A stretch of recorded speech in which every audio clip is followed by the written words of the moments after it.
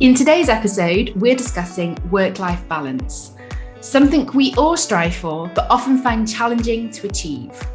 Why are we so bad at it? Because surely it's only a good thing for us to strive for.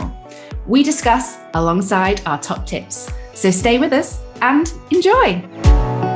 My little sister messaging me going, do you know what polyamorous means? And I was like, yes, I do actually. Not now, just so everyone's aware on this podcast. I don't know it because I've been involved myself. It's just I've been made aware of this term historically through other people. Anyway, shall we crack on with today's episode? We're going to be talking about work-life balance.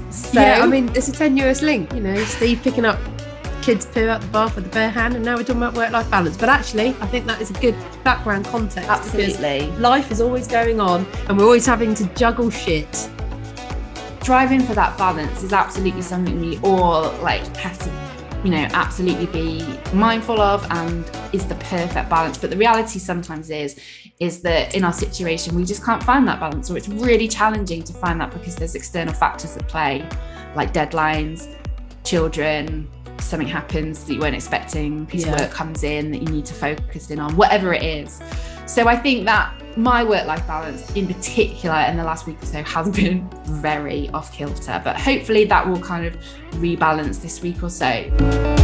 Actually, if your work-life balance has evolved, or what that looks like has evolved, then that's also totally normal as well. Yeah, because things change. You change. As you've pointed out, you have quite one of the most significant changes there are, which is having a child, and then who you are, what your priorities are, is all completely different. How your time is spent is different.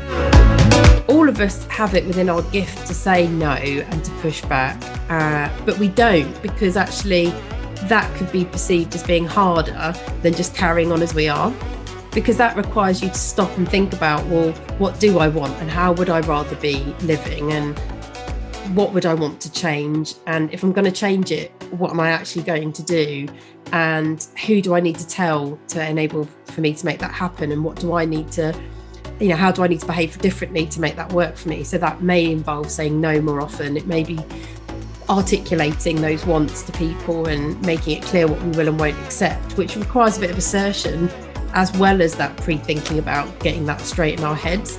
And that does require effort. And I think for some of us, we'd much rather just stay on the hamster wheel because it's easier, because we know it and we've got into a routine with that and there's a pattern there, than doing the opposite.